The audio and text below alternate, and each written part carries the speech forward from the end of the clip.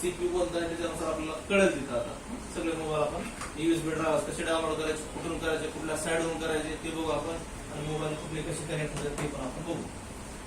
समजलं सगळ्याला? आता मला सांगा, इरफान शिकवलेलं समजलं का मी सांगितलं समजलं? हे फरक असा असता तुम्हाला की बाबा ते मी सांगितलेलं समजलं, कसं समजलं मला कळालं ना कोण किती काय सॉफ्टवेअर करतंय, त्यांना फक्त करू शकताय, बाकीचे करू शकत नाही. त्याच्यामुळे मला कम्प्युटर कसला घ्यायचं ते बी सांगितलं, त्याच्यामध्ये काय टाकावं लागतं काय लागतं हे बी सांगितलं मला. आता सगळ्याला हे पहिलं माहिती असतं. आणि हे जर मी आज शिकवलं असतं तर काय सांगायचं की सर हे पहिलंच मला माहिती आहे. वाटतंय का नाही? तुला वाटलं की आता काय माहिती मला आजचा क्लास एवढं महत्वाचं असं त्याला वाटलं. सगळ्यालाच हे माहिती करायला असतं. आता इरफानला काहीच गरज नाही, गेला इरफान. इरफान शिकवू शकताय तुम्ही बघितलो, फक्त आता त्याच्याकडे स्किल नाही शिकवायचं तेवढं, सुरुवात आहे. तर पुढे शिकवलं म्हणजे लय मोठी गोष्ट झाली त्यासाठी. मी जेव्हा इन्स्टिट्यूट चालू केलो तेव्हा मला असं पटवून देता येत नाही किंवा असं एवढं समजावून सांगता येत नव्हतं. हळूहळू सुधारणा झाली त्याच्यामध्ये, कुणाला कसं सांगावं लागतं, कुणाला कसं शिकवावं लागतं त्या गोष्टी. ते माणूस हळूहळू त्याच्यामधून गेल्यानंतर त्याला समजत आहे. तर एकदमच सांगू शकत कसं आहे, शिकवताना एकच गोष्ट तुम्हाला कम्प्युटरसाठी किती उदाहरण द्यावं लागलं मला, कंपनीचं असं असतं तसं असतं. त्याच्यामध्ये काय होतं, मी जे सांगलो का इंटरेस्ट येतो तुम्हाला ऐकायला नाही, त्याच्यामुळे हे समजत लगेच. बरोबर आहे. आम्ही जर डायरेक्ट हे असं घ्यावं लागतं, हे असं घ्यावं लागतं, ते 2 मिनिटात मी शिकू शकतो. ते कट करून मी 2 मिनिटात शिकू शकतो तुम्हाला. त्याच्यासाठी पटवून देण्यासाठी दुसरे उदाहरण सांगावं, तेव्हा समोर त्याच्या डोक्यात घुसते. तसं आपण कस्टमरला पटवतो, तेव्हा असं झालं की असं झालं तसं झालं, डिस्प्ले असा गेला तसा गेला, तेव्हा त्या कस्टमरला कळतंय. नाही तर आपण जर कस्टमरला म्हणलो तू काल नेतास पडला असेल गेला डिस्प्ले किंवा चार्जिंग वाला आलं, तू उलट घातला असेल त्याला, उलट बसताय का सॉकेट किंवा चार्जर दुसऱ्याचं लावला असेल, त्यानं म्हणतंय माझं नाही तर मी दुसऱ्याचं लावलं, आपण त्याला वाकड्यात घेतो. असं तसं सरळ पद्धतीनं जरा उदाहरण दिलं तर समजत लवकर. आणि नवीन गोष्टी असतात तुमच्यासाठी, ते नवीन गोष्टी तुम्हाला आता पहिल्या दिवशी दुसऱ्या दिवशी एकमेकांचे नाव कळाले का आपल्याला? 8 दिवस गेले तर कुठं कळाले आपल्याला की वेगवेगळे नाव आहेत. इरफानला मी कधी कधी इम्रान म्हणत होतो, असं कन्फ्युज होत होतं, महिना जरी होता ना आपलं. तसं सगळ्या गोष्टी आपल्यासाठी नवीन आहेत आणि एका दिवसात आपल्याला डोक्यात घुसणारे नाही. जसं आपले कम्प्युटर नवीन होते आपल्यासाठी, तसं आपण एक एक एक जसं आता ड्रायव्हर्स बघितलं होते तसं आपण कम्प्युटर बघितले. पण एका दिवसात मी तुम्हाला सगळं सांगितलं कम्प्युटर हे असतं दिमागात घुसलं का आपल्या. जसं आपण एक दिवस घातला कॅपॅसिटरला, एक दिवस त्याच्यानंतर डायोडला, एक दिवस, सगळ्याला समजलं तरी वरील जणाला 50% आता येत नाही. आता जर विचारलं मी अजून 50% येत नाही की कॅपॅसिटर आहे का नाही, डायोड आहे म्हणजे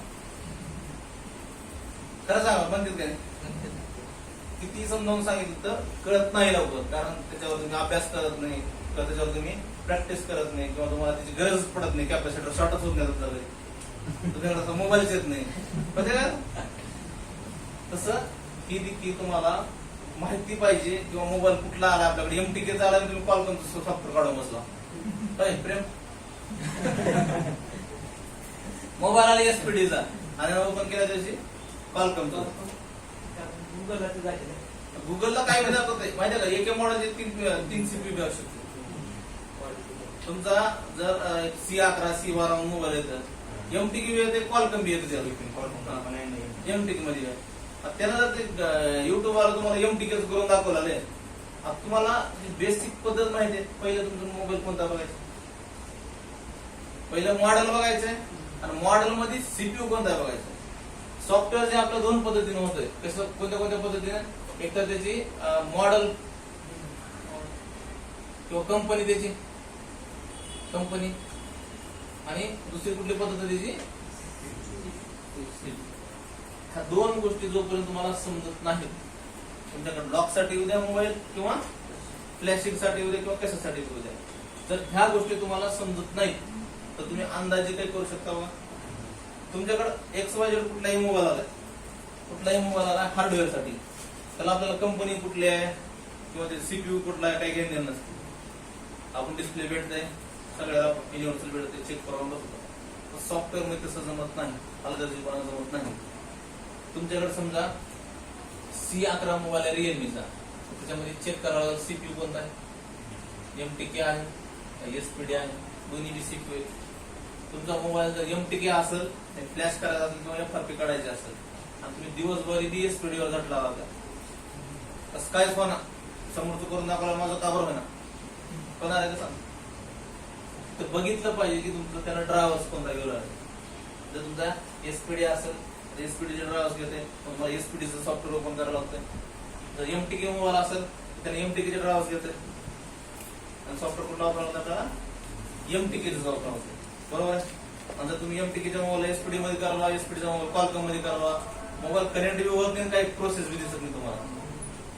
काय तर तुमच्या दिमागात कम्प्युटर खराब झाला काय की, मोबाईल चार्जिंग कनेक्टर खराब आहे की याचं, किंवा मोबाईल मध्ये सॉफ्टवेअर आपलं सॉफ्टवेअर कुठून घेतला होती डुप्लिकेट दिले काय की, वाटतंय का शंका आहे त्या माणसाला. तिथं काय कमी असेल आपल्याला नॉलेजची, ब्रेनची काही गलती नाही त्याच्यामध्ये, कारण त्याने सॉफ्टवेअरचा क्लास केलेला नाही. तर ऍडमिट होता मागच्या क्लासला, क्लास होता, तरी पण त्याने व्हिडिओ बघून करायचा प्रयत्न केला.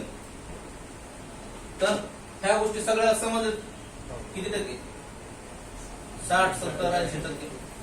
हळूहळू आपल्याला गोष्टी आता कळतील, प्रॅक्टिकली बघितलं. तर आता आपल्याला